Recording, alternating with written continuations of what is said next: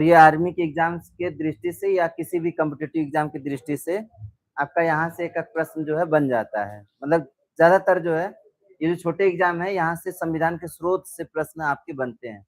आप लोगों को पता होगा कि हमारे भारतीय देश का मतलब भारत देश का जो संविधान है वो कुल 60 देशों के संविधान से क्या किया है, निर्मित हुआ है। अब 60 देशों के संविधान से निर्मित हुआ है तो कुछ महत्वपूर्ण महत्वपूर्ण जो है क्या है, बातें हैं, वो पूछा जाता है कि किस देश के संविधान से लिया गया है। तो बस हम उसी चीजों को देखेंगे जो आपके एग्जाम में आते हैं, ठीक है ना। तो अगर आप जो है सबसे पहले तो आपसे ये पूछा जाए कि भारतीय संविधान में सबसे ज्यादा जो प्रावधान है वो कहाँ से लिया गया है। तो ये जो है भारत आपसे ये पूछा जाएगा कि भारतीय संविधान में सर्वाधिक प्रावधान किस देश के संविधान से लिया गया है, या फिर जो है कहाँ से लिया गया है। तो कहाँ से लिया गया है अगर ये पूछेगा तो आप कहेंगे भारत शासन अधिनियम 1935 से लिया गया, ठीक है। हमारे संविधान में जितने भी अनुच्छेद हैं उसके 2/3 अनुच्छेद केवल कहाँ से लिए गए हैं, भारत शासन अधिनियम 1935 से लिए गए हैं। कितने तिहाई? 2/3। अगर आपको देश पूछा जाता है किस देश के संविधान से लिया गया है, अगर देश पूछेगा तो ब्रिटेन मारेंगे। तो ये जो ब्रिटेन है, ब्रिटेन से सर्वाधिक प्रावधान लिए गए हैं। हमारे संविधान में सर्वाधिक प्रावधान किस देश से लिया गया है? ब्रिटेन से।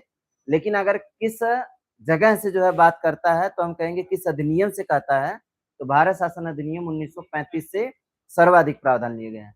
अच्छा, भारत शासन अधिनियम 1935 से क्या क्या लिया गया है? तो संघीय योजना, मतलब संघ की जो योजना है, यह प्रावधान जो है कहाँ से लिया गया है? कहाँ से लिया गया है? भारत शासन अधिनियम 1935 से लिया गया है। राज्यपाल का कार्यकाल, ये जो राज्यपाल का कार्यकाल है ये कहाँ से लिया गया है? तो ये भी वहीं से लिया गया है। वही जो है न्यायपालिका का जो ढांचा है, न्यायपालिका का ढांचा, मतलब न्यायपालिका की ढांचा जो है कैसी ढांचा होगा, कैसा होगा, ये कहाँ से लिया गया है? ये भी आपका कहाँ से लिया गया? वहीं से लिया गया। लोक सेवा आयोग जो यूपीएससी है, यूपीएससी का जो गठन है वो कहाँ से लिया गया है? यहीं से लिया गया है। आपातकालीन का प्रावधान, देखो आपातकाल 3 तरह के होते हैं, ये आपातकाल का जो प्रावधान है वो कहाँ से लिया गया? यहीं से लिया गया।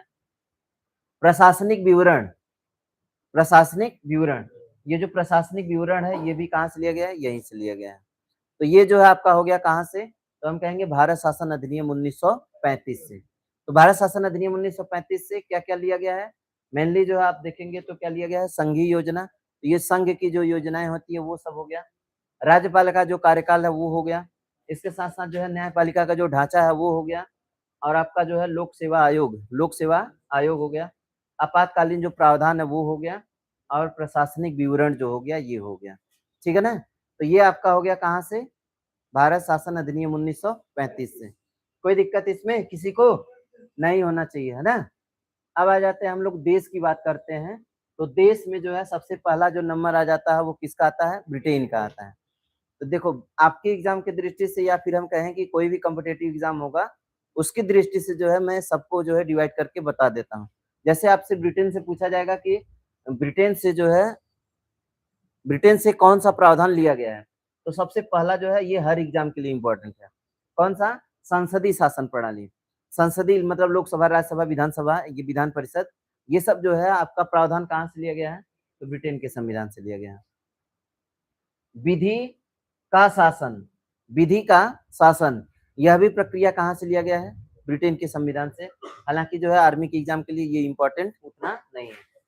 विधायी प्रक्रिया, विधायी प्रक्रिया मतलब वही जो है, मतलब कहाँ से कैसे कानून बनेगा, मतलब लोकसभा जो है क्या करेगा, कानून बनाएगा तो फिर कहाँ पे जाएगा, ये सब प्रक्रिया जो है आपका कहाँ पर हो गया? तो इसको हम लोग बोलते हैं विधायी प्रक्रिया।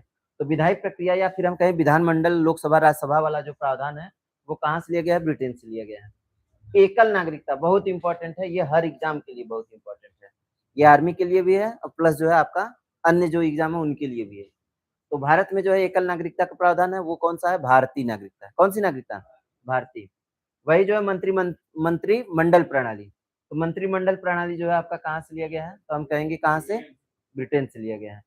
परमाधिकार, परमाधिकार का जो प्रावधान है ये भी कहाँ से लिया गया है? ब्रिटेन से लिया गया है। द्विसदनात्मक व्यवस्था, द्विसदनात्मक व्यवस्था मतलब उच्च सदन और निम्न सदन, ये जो व्यवस्था है ये भी कहाँ से लिया गया है? ब्रिटेन से ही लिया गया। तो आगे अब आ जाओ अमेरिका से। अमेरिका से देखिए हमारे संविधान में क्या क्या लिया गया है, आपके एग्जाम की दृष्टि से मैं बता दूंगा, और प्लस जो है क्या क्या दिया गया है वो सभी। तो एक तो आपका देखिए क्या लिया गया है? मूल अधिकार लिया गया है। क्या लिया गया है? मूल अधिकार, ठीक है ना। न्यायिक स्वतंत्रता, हमारे देश की जो न्यायपालिका है वो क्या है, निष्पक्ष है, स्वतंत्र है, मतलब किसी को जो है पक्षपात नहीं करती है। कौन सी न्यायपालिका, भारतीय न्यायपालिका। तो ये न्यायपालिका की स्वतंत्रता। न्यायिक पुनराविलोकन, आप लोग देखते हैं कि कोई भी व्यक्ति होता है, अगर वो किसी जो है मतलब कोई भी गुनाह किया होता है, नहीं किया होता है, उस पर उसको जो है क्या मिलती है, सज़ा मिलती है।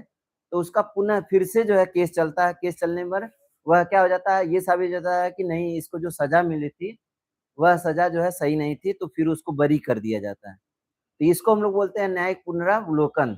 मतलब किसी चीज़ की जो है फिर से जाँच करने का जो प्रावधान है, वो आपका क्या कहलाता है, न्यायिक पुनरावलोकन। तो ये भी कहाँ से लिया गया है, अमेरिका से लिया। राष्ट्रपति पर महाभियोग, यदि राष्ट्रपति अपनी शक्तियों का दुरुपयोग करता है तो राष्ट्रपति पर क्या लगाया जाएगा, महाभियोग लगाया जाएगा। तो ये प्रक्रिया कहाँ से लिया गया है, ये भी आपका कहाँ से लिया गया है, अमेरिका से। उच्चतम और उच्च न्यायालय के न्यायाधीशों को पद से हटाने की जो प्रक्रिया है वो भी कहाँ से लिया गया, यहीं से। और उपराष्ट्रपति का जो पद है वो कहाँ से, यहीं पर। तो आपको क्या क्या याद करना है आपके एग्जाम वाले में से, है ना। तो एक तो आपको मूल अधिकार है, सबसे पहले तो इसी को याद रखना है। भारतीय संविधान में मूल अधिकार किस देश के संविधान से लिया गया है, तो हम कहेंगे कहाँ से लिया गया है, संयुक्त राज्य अमेरिका से लिया गया। एक आपको लिए क्या याद रखना है, राष्ट्रपति पर महाभियोग, और एक आपका उपराष्ट्रपति का पद, और एक न्यायिक पुनराविलोकन। एक न्यायिक पुनराविलोकन मतलब किसको किसको, मूल अधिकार, न्यायिक पुनराविलोकन, राष्ट्रपति पर महाभियोग, उपराष्ट्रपति का पद। ये आप जो है इतना याद कर लीजिएगा, किसका, संयुक्त राज्य अमेरिका, आर्मी के लिए विशेष रूप से, है ना। चलो आगे हम लोग चलते हैं, आयरलैंड की बात करते हैं। तो ये जो आयरलैंड है, आयरलैंड के देश से कौन सा लिया गया है, तो यहाँ से लिया गया है डीपीएसपी। डीपीएसपी का मतलब होता है नीति निर्देशक तत्व। तो नीति निर्देशक तत्व जो है कहाँ से लिया गया है, तो हम कहेंगे यहीं से लिया गया है। और एक आप जो है यहाँ से ये देख लीजिएगा, राज्यसभा में सदस्यों का नामांकन, राज्यसभा में सदस्यों का नामांकन 12 सदस्य जो है कौन नामांकित करेगा, राष्ट्रपति करेगा। कौन करेगा, राष्ट्रपति। तो 12 सदस्यों का नामांकन कौन करता है, राष्ट्रपति करता है। कहाँ पर, राज्यसभा में। ये कहाँ से लिया गया है, तो ये आयरलैंड के संविधान से लिया गया है। और एक आपका जो है कौन सा है, राज्य के नीति निर्देशक तत्व। राष्ट्रपति के निर्वाचन की जो पद्धति है वो कैसी है, तो राष्ट्रपति के निर्वाचन की पद्धति आपको मेन याद रखना है, इसको केवल केवल किसको याद रखना है, राज्य के नीति निर्देशक तत्व। तो कहाँ से लिए गए हैं, डायरेक्ट आपके एग्जाम में फंस जाएगा, है ना। चलो आ जाइए, कौन सा, कनाडा की बात करते हैं। तो कनाडा से जो है सशक्त केंद्र के साथ संघीय व्यवस्था, सशस्त्र केंद्र के साथ संघीय व्यवस्था, अवशिष्ट शक्तियों का केंद्र में क्या होना, निहित होना। जो भी अवशिष्ट शक्तियां होंगी, जिस शक्ति का कोई पता नहीं होगा, वह उसका मालिक कौन होगा, केंद्र सरकार होगी। केंद्र द्वारा राज्यों के राज्यपाल की नियुक्ति, केंद्र द्वारा राज्यों के राज्यपाल की नियुक्ति। उच्चतम न्यायालय का परामर्शी न्याय निर्णयन, उच्चतम न्यायालय का परामर्शी न्याय निर्णय, ये भी आपका कहाँ से लिया गया है, कनाडा से। तो कनाडा से आपको मेन आपको याद क्या करना है, इसको ध्यान दीजिए अपने अपने एग्जाम की दृष्टि से, है ना, आर्मी के एग्जाम की दृष्टि से आपको संघीय व्यवस्था को बस याद रखना है। संघीय शासन प्रणाली कहाँ से लिया गया है, संघीय शासन प्रणाली कहाँ से लिया गया है, तो कनाडा से लिया गया है। बस संघी वाले को याद रखिएगा, किसको याद रखिए, संघी वाले को। ठीक, मतलब बता तो मैं इतना दिया, लेकिन आपको जो है याद किसको करना है अपने एग्जाम से, तो संघीय शासन प्रणाली। वही जो है नीति निर्देशक तत्व जो है आयरलैंड वाला याद रखना है, ठीक है ना। ब्रिटेन में आपको क्या लिखना है, ब्रिटेन में एकल नागरिकता और संसदीय शासन प्रणाली, एकल नागरिकता और संसदीय शासन प्रणाली। अमेरिका में मौलिक अधिकार, है ना, अमेरिका में क्या याद रखना है, मौलिक अधिकार। चलो आ जाओ, कौन सा है, ऑस्ट्रेलिया है। ऑस्ट्रेलिया से जो है समवर्ती सूची बहुत इंपॉर्टेंट है। समवर्ती सूची का जो प्रावधान है वो कहाँ से लिया गया है, ऑस्ट्रेलिया का संविधान। व्यापार, वाणिज्य और समागम की स्वतंत्रता है, ये भी कहाँ से लिया गया है, ऑस्ट्रेलिया से। लेकिन आपके एग्जाम की दृष्टि से नो इम्पोर्टेंट। चलो, संसद के दोनों संयोजनों की संयुक्त बैठक, ये संयुक्त बैठक का प्रावधान कहाँ से लिया गया है, ऑस्ट्रेलिया के। ये इंपॉर्टेंट है। अनुच्छेद 108 के तहत संयुक्त बैठक का जो है प्रावधान किस देश के संविधान से लिया गया, ऑस्ट्रेलिया के। तो दो चीजें जो है, एक तो आपका कौन सा, समवर्ती सूची, और दूसरा कौन सा है, संसद के दोनों सदनों की संयुक्त बैठक का प्रावधान किस देश के संविधान से, ऑस्ट्रेलिया के संविधान से। आज ये अगला है आपका कौन सा है, जर्मनी की बात करते हैं। जर्मनी के संविधान को हम लोग क्या बोलते हैं, वाइमर का सिद्धांत भी बोलते हैं। मतलब वाइमर का संविधान भी कहा जाता है किसके, जर्मनी के संविधान को। यहां से लिया गया है आपातकाल के दौरान मौलिक अधिकारों का स्थगन। आपातकाल के दौरान मौलिक अधिकारों का क्या, स्थगन। मतलब ये समझिए कि आपात उपबंध, आपात उपबंध, आपात उपबंध की जो प्रक्रिया है वो कहां से लिया गया है, जर्मनी के संविधान से लिया गया है। कहां से लिया गया है, जर्मनी के संविधान से। तो आप इसी को ये ध्यान रखिएगा ना। नोट की बात क्या है, आपातकाल का ढांचा 1935 के एक्ट से है, लेकिन अधिकारों का निलंबन कहां से है, जर्मनी से। देखो आप जो है तीन तरह के क्या है, तीन तरह के आपात उपबंध है। कौन कौन है, राष्ट्रपति शासन, राष्ट्रीय आपातकाल, राष्ट्रपति शासन, और एक आपका जो है कौन, वित्तीय आपातकाल। तीन तरह के आपातकाल भारत में है। ये तीनों जो है कहां से लिया गया है, ये तो आपका जो है कहां से, भारत शासन अधिनियम 1935 से है। लेकिन इस आपातकाल के दौरान मौलिक अधिकारों का क्या कर दिया जाएगा, निलंबन किया जाएगा। कब नहीं किया जाएगा, ये सब प्रावधान कहां से लिया गया, जर्मनी के संविधान से। तो आपात उपबंध इसको बोलते हैं, क्या बोलते हैं। अगर आप एक शब्द में कहेंगे तो आप कहेंगे आपात उपबंध की जो प्रक्रिया है वो कहां से लिया गया है, तो हम कहेंगे कहां से लिया गया है, जर्मनी से लिया गया। कोई दिक्कत नहीं ना, चले आगे।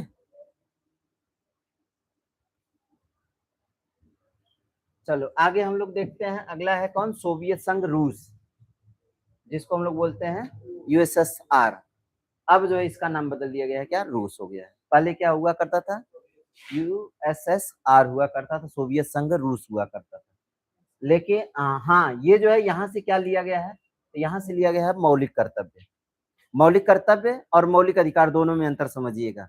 मौलिक अधिकार अमेरिका से लिया गया है, जबकि मौलिक कर्तव्य कहाँ से लिया गया है, रूस से लिया गया है। प्रस्तावना में न्याय की जो व्यवस्था है, प्रस्तावना में तीन तरह की न्याय, कौन कौन सा, सामाजिक, आर्थिक और राजनीतिक।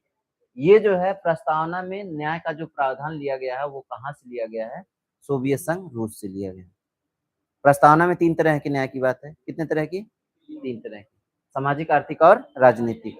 ये जो न्याय की प्रावधान है वो कहां से लिया गया है, सोवियत संघ रूस से लिया गया। आज ये फ्रांस से। तो हमारा देश जो है एक प्रकार का क्या है, गणतंत्रात्मक देश है। कैसा देश है, गणतंत्रात्मक देश है। तो भारत का जो गणतंत्रात्मक व्यवस्था है ये कहाँ से लिया गया है, फ्रांस से लिया गया है। गणतंत्रात्मक व्यवस्था कहाँ से लिया गया है, फ्रांस से। प्रस्तावना में स्वतंत्रता, समता और बंधुत्व का, स्वतंत्रता, समता और बंधुत्व का अधिकार, ये कहाँ से लिया गया है, तो ये जो है फ्रांस से लिया गया। ठीक है ना। मतलब ये जो समानता है, कौन कौन सी, स्वतंत्रता, समता और बंधुत्व, ये जो है कहाँ से लिया गया है, तो हम कहेंगे फ्रांस से लिया गया है। कहाँ पर, प्रस्तावना में। ये तीन नए शब्द हैं, कौन कौन, स्वतंत्रता, समता और बंधुत्व। कहाँ से है, फ्रांस से। मुझे लगता है कि आपको याद होगा, है ना। देखो अगर आप जो है क्या करेंगे, न्याय की बात करेंगे तो प्रस्तावना में न्याय की जो बात है वो कहाँ से, सोवियत संघ रूस से। जबकि प्रस्तावना में स्वतंत्रता, समता और बंधुत्व के जो आदर्श है वो कहाँ से लिए गए हैं, फ्रांस से लिए गए हैं। ठीक है, चलो फ्रांस से आप गणतंत्रात्मक व्यवस्था को जरूर याद रखिएगा ना। अब ये आ जाइए, अगला है आपका, ये भी बहुत इंपॉर्टेंट है, ये बहुत आपका एग्जाम में पूछा गया है ना। साउथ अफ्रीका मतलब दक्षिण अफ्रीका। यहाँ से क्या है, संविधान संशोधन की जो प्रक्रिया अनुच्छेद 368 के तहत है वो लिया गया है। राज्यसभा में सदस्यों का जो निर्वाचन होगा वो आपका कहाँ से लिया गया है, यहीं से लिया गया है। तो आपका दो चीजें हो गया। मेन आपको याद रखना है क्या, याद यह रखना है कि संविधान संशोधन की जो प्रक्रिया है वह किस देश के संविधान से लिया गया है, तो हम कहेंगे कहाँ से लिया गया है, साउथ अफ्रीका से लिया गया है, मतलब दक्षिण अफ्रीका से लिया गया। राज्यसभा के सदस्यों का निर्वाचन जो होता है वो जो आपका कहाँ से है, तो वह भी यहीं से है। अब एक आपका जो है 10वां है, कौन सा है, जापान। जापान से क्या लिया गया है, तो विधि द्वारा स्थापित प्रक्रिया, विधि द्वारा स्थापित जो प्रक्रिया है वो कहाँ से लिया गया है, जापान से लिया गया है। तो देखो हम जो है इसमें जो भी चर्चा कर रहे हैं वे जो है बस उन्हीं को चर्चा किया जा रहा है जो आपके एग्जाम की दृष्टि से क्या है, बहुत इंपॉर्टेंट है। हालांकि हमारा देश जो है 60 देशों के संविधान से मिलकर के बना है, लेकिन हम 60 देशों का नहीं पढ़ेंगे। 60 देशों का पढ़ेंगे तब तो हमारा पूरा संविधान क्या हो जाएगा, पता चल जाएगा यहीं पर। तो हमको 60 देशों का नहीं पढ़ना है, बस उन्हीं देशों का पढ़ना है जो बहुत क्या थे, इंपॉर्टेंट थे। तो एक तरह से आपका क्या हो गया, ये जो भारतीय संविधान का स्रोत था वो आपका समाप्त हो गया। मतलब एक टॉपिक आपका संविधान में क्या होगा, समाप्त होगा। अब अगली टॉपिक की बात करेंगे, हमारे संविधान के जो है निर्माण से जुड़ी हुई कुछ जो है कुछ प्रमुख तथ्य जो है आपके हैं, उसको हम लोग देखते हैं, उसको समझते हैं। तो देखिए पहला जो तथ्य है, अगर आपसे जो है ये पूछा जाता है कि हमारे संविधान का प्रतीक चिन्ह क्या था, मतलब प्रतीक चिन्ह क्या है, तो हाथी जो है हमारे संविधान का क्या है, प्रतीक चिन्ह। तो संविधान सभा ने हाथी को अपने मुहर या प्रतीक के रूप में क्या किया गया है, अपनाया गया है। तो हमारे संविधान संविधान का प्रतीक चिन्ह क्या है, तो हम कहेंगे हाथी है। हमारा ये जो संविधान है, संविधान का कैलीग्राफर किन्होंने अपने हाथों से संविधान को क्या किया था, लिखा था, मतलब अपने हाथों से लिखा था, तो वो कौन थे, भारतीय संविधान की मूल प्रति को किसने लिखा था, प्रेम बिहारी नारायण रायजादा के द्वारा जो है लिखा गया था। ये किस शैली में लिखे थे, इटैलिक शैली में लिखे थे। किस शैली में, इटैलिक शैली में, ठीक है ना। तो हाथों के द्वारा जो है किसने लिखा था, अगर ये आपसे पूछेगा, तो प्रेम बिहारी नारायण रायजादा के द्वारा। किसके द्वारा, प्रेम बिहारी नारायण रायजादा के द्वारा संविधान को क्या किया गया है, हाथों के द्वारा लिखा गया है, ठीक है। आ जाइए आगे, इसका सौंदर्यीकरण, मतलब ये जो संविधान है, संविधान पर जो है पन्नों पन्नों पर जो है जगह जगह फूल पत्ती का जो है चित्र उत्र बनाया गया है। तो ये चित्र जो है कौन बनाया है, तो शांति निकेतन के कलाकार। अब ये कौन कौन है, तो नंदलाल बोस और BUR मनोहर सिन्हा, ये इन्होंने जो है क्या किया है, उसका सौंदर्यीकरण किया है, अर्थात डिजाइन बनाया है ना, उस पर डिजाइन बनाया है। अब आ जाते हैं, ये जो हमारा संविधान है, संविधान का हिंदी संस्करण, ये जो आप लिखा गया है, ये इंग्लिश में इटैलिक शैली में लिखा गया, मतलब इंग्लिश वाला। लेकिन अगर हिंदी संस्करण की बात करता है, तो हिंदी संस्करण, मूल संविधान के हिंदी संस्करण का सुलेखन जो है किसने किया है, तो बसंत कृष्ण वैद्य ने किया है। किसने किया है, बसंत कृष्ण वैद्य ने क्या किया है, हिंदी संस्करण लिखा है। हिंदी संस्करण कौन लिखे हैं, बसंत कृष्ण वैद्य ने लिखा है, ठीक। चलो आगे, हमारा जो संविधान है, संविधान का शीर्षक, संविधान के शीर्षक की बात करते हैं। तो संविधान का जो शीर्षक है वो क्या है, भारत का संविधान। संविधान का शीर्षक क्या है, भारत का संविधान। तो अगर आपसे ये पूछे कि भारत का जो संविधान है उसका शीर्षक क्या नाम है, उसका शीर्षक क्या था, तो हम कहेंगे भारत का संविधान। तो इसमें जो है 393 अनुच्छेद के अनुसार इस दस्तावेज का नाम क्या है, अनुच्छेद 93, मतलब कौन सा, 393 के अनुसार। देखो 395 अनुच्छेद रहे, उसमें जो है 393 में ये कहा गया है कि भारत का संविधान का नाम क्या होगा, तो उसका संक्षिप्त नाम होगा भारत का संविधान होगा, ठीक है ना। संविधान की प्रकृति और दर्शन की बात करते हैं, तो कुछ लोग जो है इसे क्या कहते हैं, उधार का दस्तावेज कहते हैं। किसको, भारतीय संविधान को। तो उधार का दस्तावेज कौन कह रहे हैं, डॉक्टर अंबेडकर ने गर्व से कहा था कि भारतीय संविधान को दुनिया के सभी ज्ञात संविधानों को छापने के बाद बनाया गया है, छापने के बाद बनाया गया है, एक मिनट, वही छानने के बाद जो है बनाया गया है, या फिर जो है, ठीक है चलो, क्या है, तो ये जो डॉक्टर भीमराव अंबेडकर है, ये कह रहे हैं कि ये जो भारतीय संविधान है, ये क्या है, एक उधार का क्या है, उधार का दस्तावेज है। कैसे पता चलता है, तो ये कहते हैं कि भारतीय संविधान को दुनिया के सभी ज्ञात संविधानों को छानने के बाद क्या किया गया है, बनाया गया है। तो इससे ये कहते हैं कि ये क्या है, एक उधार का दस्तावेज है। अर्धसंघी व्यवस्था, कुछ लोग जो है इसको क्या मानते हैं, अर्धसंघी व्यवस्था भी मानते हैं। तो अर्धसंघी कैसे मानते हैं, तो ये कौन है, तो ये कह रहे हैं, कौन कहते हैं, केसी वेयर कहते हैं। कौन कहते हैं, केसी वेयर कहते हैं। और इन्होंने जो है भारतीय संविधान को क्या बोला है, अर्धसंघी, मतलब कहा है कि न तो यह संघ है और न ही यह क्या है, अर्धसंघ। मतलब ये क्या है, संघ और राज्य का दोनों का क्या है, सम्मिलन है। मतलब पूरी तरह से संघी भी नहीं है और पूरी तरह से प्रांतीय भी नहीं है, तो ये क्या है, अर्धसंघी है। हालांकि जो है कोई भी कानून होगा उस पर वरीयता किसको मिलती है, संघ को मिलती है, लेकिन राज्य को भी स्वतंत्रता होती है किसी भी कानून को बनाने की, है कि नहीं। चलो, कुछ लोग जो है इसको क्या मानते हैं, सहकारी, भारत को क्या मानते हैं, सहकारी संघवाद मानते हैं। सहकारी संघवाद का मतलब क्या होता है, राज्य और संघ से मिलकर के बना है, राज्य और संघ से मिलकर के बना है।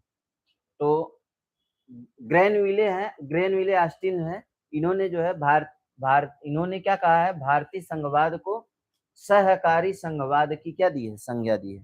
तो ये वैज्ञानिकों का नाम आपको याद रखना है, मतलब किसने जो है भारत को क्या कहा है।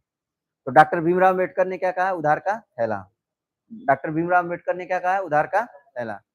वही जो है अर्ध संघीय व्यवस्था किसने कहा है, तो केसी वेयर के द्वारा कहा गया है। वही जो है सहकारी संघवाद किसने किया है, तो हम कहेंगे कौन कहा है, तो ग्रेनविले ऑस्टिन ने किया है, ग्रेनविल ऑस्टिन ने किया है। ठीक है ना। अब एक जो है आपका और देखिएगा, वकीलों का स्वर्ग, वकीलों का स्वर्ग। सर आइवर जेनिंग्स ने इसकी जटिलता के कारण इसे क्या कहा है, वकीलों का स्वर्ग कहा है।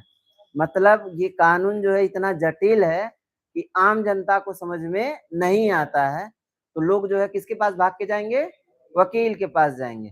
तो वकील जो है कहेगा चलिए हम समझाते हैं क्या बात है। तो इसका मतलब ये क्या कर दिया कि एक तरह से यह हो गया कि यह जो है वकीलों का क्या है, घर है। ठीक है ना। किसको कहा गया, संविधान को, भारतीय संविधान। कुछ महत्वपूर्ण तिथियां हैं और इसमें प्रथम की बात होगी। तो प्रथम बैठक जो है देखिए कब हुई थी, 9 दिसंबर 1946 को हुई थी। मुस्लिम लीग ने इस बैठक का क्या किया था, बहिष्कार किया था। तो संविधान सभा का पहली बैठक कहाँ कब हुआ था, तो हम कहेंगे 9 दिसंबर 1946 को हुआ।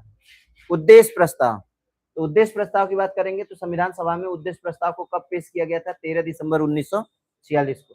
किसने पेश किया था, जवाहरलाल नेहरू ने। बाद में इसी का नाम क्या रखा गया, प्रस्तावना रखा गया। बाद में इसका नाम क्या पड़ा, प्रस्तावना।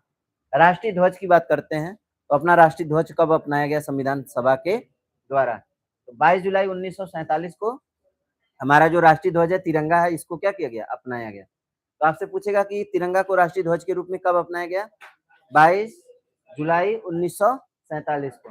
राष्ट्रगान और राष्ट्रीय गीत को एक दिन ही क्या मिला है, अपना राष्ट्रीय गान और राष्ट्रीय गीत जो है अपनाया गया है संविधान सभा के द्वारा, तो 24 जनवरी 1950 को।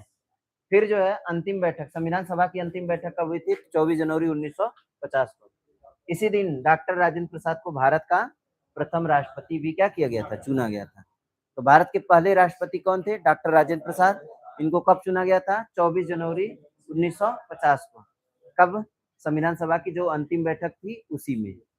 ठीक है ना। चलो हम बात करते हैं क्या, संविधान की प्रस्तावना की बात करते हैं। तो संविधान की प्रस्तावना के मुख्य तथ्य की बात करते हैं। तो संविधान का परिचय, संविधान का परिचय पत्र, मतलब प्रस्तावना को संविधान का परिचय पत्र किसने कहा है, N.A. पालकीवाला ने कहा है। किसने कहा है, N.A. पालकीवाला ने प्रस्तावना को संविधान का क्या बोला है, परिचय बोला है। ठीक है।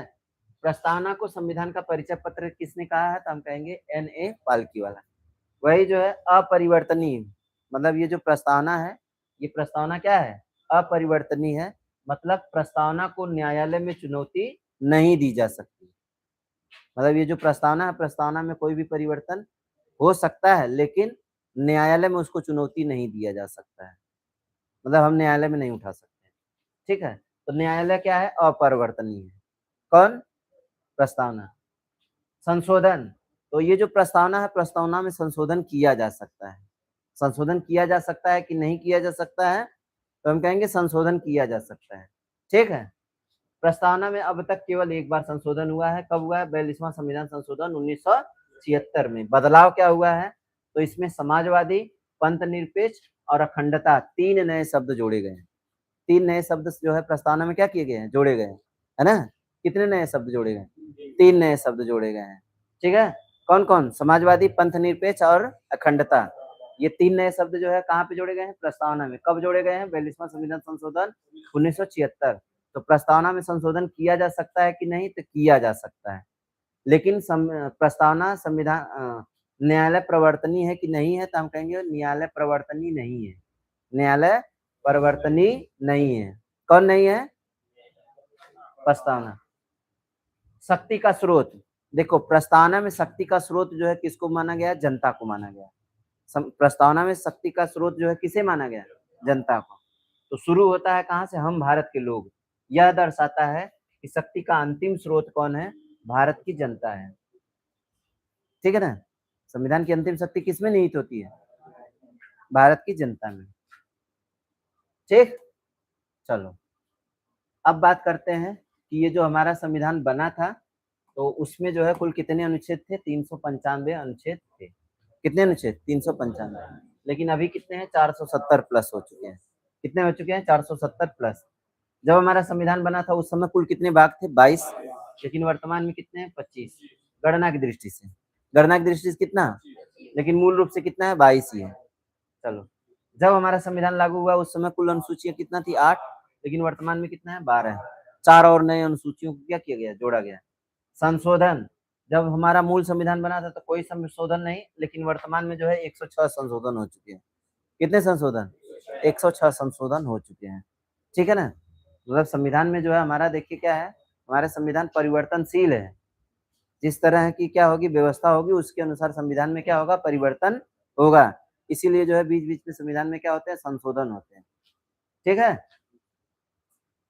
चलो कुछ प्रमुख अनुच्छेद है।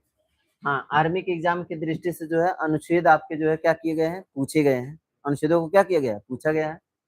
तो प्रमुख अनुच्छेद में जो है आप बात करते हैं अनुच्छेद 1 से लेकर के 4 तक में क्या बात है? संघ और उसके राज्य क्षेत्र की बात।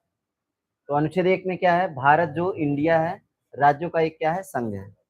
तो भारत अर्थात इंडिया राज्यों का क्या है? एक संघ है। ये किस में बताया गया? अनुच्छेद 1 में बताया गया। अनुच्छेद 3 में क्या बताया गया? संसद को नए राज्यों के निर्माण, वर्तमान राज्यों के क्षेत्र और सीमाओं में नामों में परिवर्तन, ये सब जो है शक्ति किसको प्रदान है? संसद को प्रदान है। तो संसद जो है किसी राज्य के नाम में क्या कर सकती है? परिवर्तन कर सकती है, उसकी सीमा में परिवर्तन कर सकती है ना? नए राज्य का क्या कर सकती है? निर्माण कर सकती है। ये किसके तहत है? अनुच्छेद 3 के तहत है। और ये कौन कर सकता है? संसद कर सकती है। आ जाते हैं भाग 2 में। तो भाग 2 में जो है अनुच्छेद कितना है? 5 से लेकर 11 तक। इसमें जो है नागरिकता का बात किया गया है। किसकी बात किया गया है? नागरिकता का। ठीक है ना? अनुच्छेद इसमें जो 11 है, देखो 5 से लेकर के कहाँ तक? 5 से लेकर के 11 तक इसमें अनुच्छेद है टोटल। ठीक है ना? तो अनुच्छेद 11 जो है क्या कहता है? संसद को नागरिकता के अधिकार को कानून द्वारा विनियमित करने की शक्ति, इसी के तहत सीएए जैसा कानून क्या करते हैं? बनते हैं। मतलब ये जो नागरिकता है, नागरिकता का जो उल्लेख है अनुच्छेद 5 से लेकर के कहाँ तक है? 11 तक है। इतना याद रखोगे। ठीक है ना? चलो, मौलिक अधिकार। मौलिक अधिकार जो है भाग 3 में है। कहाँ पर है? भाग 3 में है। ये अनुच्छेद 12 से लेकर के कहाँ तक है? 35 तक है। 12 से लेकर के 35 तक है। अनुच्छेद 13 में क्या कहा गया है? तो मूल अधिकारों से असंगत या उनकी अल्पीकरण करने वाली समस्त विधियां क्या होंगी? शून्य होंगी। ये किसमें कहा गया है? 13 में। तो जो भी मौलिक अधिकारों को, ऐसी विधि जो भी मौलिक अधिकारों को क्या करती है? उल्लंघन करती है, ऐसे सभी विधि कानून क्या होंगे? शून्य माने जाएंगे। ऐसे सभी कानून क्या माने जाएंगे? शून्य। जो मौलिक अधिकारों का क्या करे? उल्लंघन करे। मौलिक अधिकारों को क्या करे? उल्लंघन। तो ये किसमें है? आपका अनुच्छेद 13 में। अनुच्छेद 14 की बात करते हैं। तो विधि के समस्त समानता एवं विधि का समान संरक्षण। तो विधि की समस्त समानता का अधिकार किसमें है? अनुच्छेद 14 में। 15 में क्या है? धर्म, मूलवंश, जाति, लिंग या जन्म स्थान के आधार पर भेदभाव को निषेध किया गया है।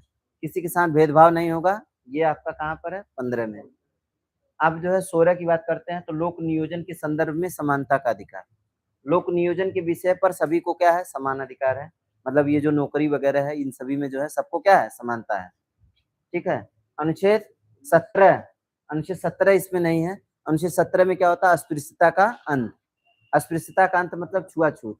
तो अनुच्छेद 17 जो है आपका छूट गया है, इसको मैं लिख दे रहा हूँ। अनुच्छेद 17 में क्या है?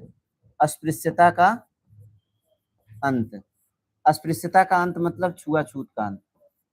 छुआछूत का क्या अंत? किसमें है? अनुच्छेद 17 में है। 19 में आ जाते हैं। तो वाक की स्वतंत्रता, वाक एवं अभिव्यक्ति की स्वतंत्रता, बोलने की जो आजादी है वो किसमें है? तो हम कहेंगे 19 में है। 21 में क्या है? प्राण एवं दैहिक स्वतंत्रता। प्राण एवं दैहिक स्वतंत्रता। निजता का अधिकार भी क्या आता है? इसी में आता है। ठीक है ना? एक आपका अनुच्छेद कौन सा है? 21 का है। अनुच्छेद कौन सा है? 21 का। तो 21 का में क्या है? शिक्षा का अधिकार है। किसका अधिकार है? शिक्षा का अधिकार। मतलब 6 से 14 वर्ष के बच्चों को निःशुल्क शिक्षा का प्रावधान किया गया है। किसके तहत? अनुच्छेद 21 के 21 क के तहत। ठीक।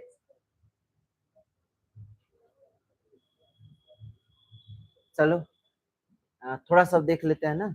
अनुच्छेद 25 से लेकर के 28 तक किसकी बात कही गई है? धार्मिक स्वतंत्रता की। 32 में कहा गया है संवैधानिक उपचार की बात कही गई है। ठीक है, राज्य के नीति निषेध तत्व को जो है भाग 4 में रखा गया है। अनुच्छेद 36 से लेकर के कहाँ तक? 51 तक। 39 में देखिए आपका क्या कहा गया है? समान न्याय और निःशुल्क कानूनी सहायता। 40 में है ग्राम पंचायतों का गठन। 44 में है समान नागरिक संहिता। 45 में है 6 वर्ष से कम बच्चों को निःशुल्क शिक्षा अनिवार्य। ठीक। 50 की बात करते हैं तो 50 में कार्यपालिका का न्यायपालिका से पृथककरण। और 51 में है अंतर्राष्ट्रीय शांति एवं सुरक्षा। एक आपका जो है छूट गया है, कौन सा? अनुच्छेद 48। अनुच्छेद कौन सा? 48। अनुच्छेद 48 में क्या है? अनुच्छेद 48। और एक आपका जो है अनुच्छेद कौन सा है? 47। ये 47 और 48 दोनों इंपॉर्टेंट है।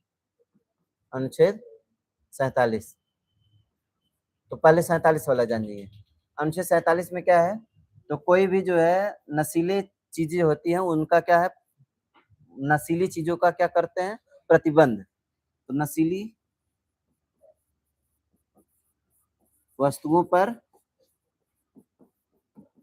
प्रतिबंध। तो नशीली वस्तुओं पर प्रतिबंध मतलब जैसे शराब हो गया है ना, गुटखा हो गया, पान हो गया, इन सब पर चाहे तो सरकार जो है राज्य सरकार क्या कर सकती है? बैन लगा सकती है अपने राज्य में। ठीक है। 48 में क्या है? गो हत्या निषेध। गो हत्या निषेध। गो हत्या निषेध कहाँ पर है? 48 में। ठीक है। एक आपका 48 का भी जोड़ा गया है, इसको भी जान जाइएगा। वन्य जीव संरक्षण। वन्य जीव पर्यावरण एवं वन्य जीव संरक्षण।